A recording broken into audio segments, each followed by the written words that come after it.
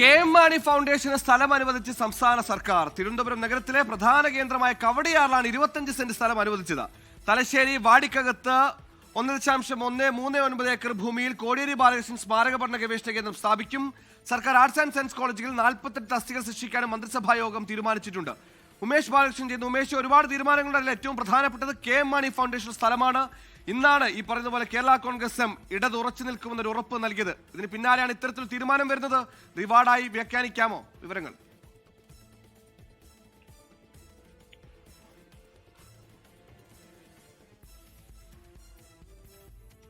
മന്ത്രിസഭാ തീരുമാനങ്ങളാണ് വരുന്നത്. ഏറ്റവും പ്രധാനപ്പെട്ട തീരുമാനം KM മാണി ഫൗണ്ടേഷന് സ്ഥലം അനുവദിച്ച് സംസ്ഥാന സർക്കാർ ഉത്തരവിറക്കിയിരിക്കുന്നു. സംസ്ഥാന സർക്കാർ അതിന് തയ്യാറായിരിക്കുന്നു.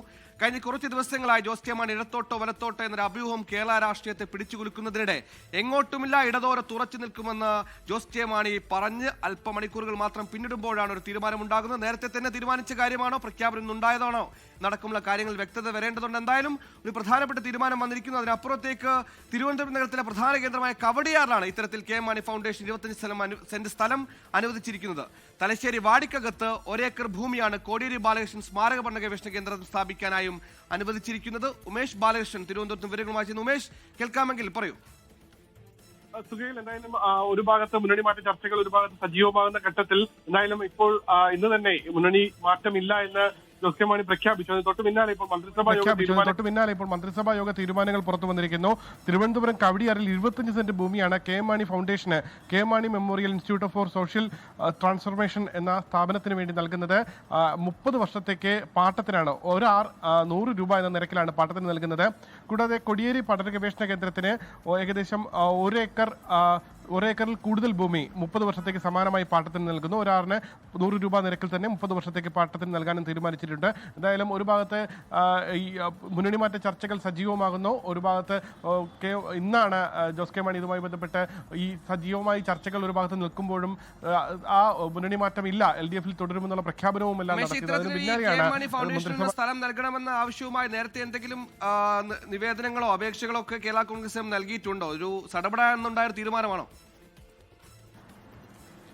അല്ലല്ല, നേരത്തെ ഇതുമായി ബന്ധപ്പെട്ടുള്ള അപേക്ഷ കേരള കോൺഗ്രസ് എം തന്നെ നൽകിയിട്ടുണ്ട്. അതിന്റെ കൂടി അടിസ്ഥാനത്തിലാണ് മന്ത്രിസഭാ യോഗം ഇക്കാര്യം ചർച്ച ചെയ്യുകയും റവന്യൂ വകുപ്പ് ഇതുമായി ബന്ധപ്പെട്ട റിപ്പോർട്ട് സമർപ്പിക്കുകയും അതിനുശേഷം ഈ സ്ഥലം കണ്ടെത്തി ഇതുമായി ബന്ധപ്പെട്ട നടപടിക്രമങ്ങൾ പൂർത്തിയാക്കിയപ്പോൾ സ്ഥലം 30 വർഷത്തെ പാട്ടത്തിന് അനുവദിച്ചിരിക്കുന്നത്. എന്തായാലും രാഷ്ട്രീയ മാനമുണ്ട്, ഒരു ഭാഗത്ത് രാഷ്ട്രീയ മാനമുണ്ട്. എന്തായാലും ആ രാഷ്ട്രീയ മാനം തള്ളിക്കളയാൻ കഴിയാത്തതുമാണ്. എന്തായാലും തിരുവനന്തപുരം കവടിയാറാണ് ഈ 25 സെന്റ് സ്ഥലം 30 വർഷത്തേക്ക് KM മാണി ഫൗണ്ടേഷന് പാട്ടത്തിന് നൽകിയിരിക്കുന്നത്.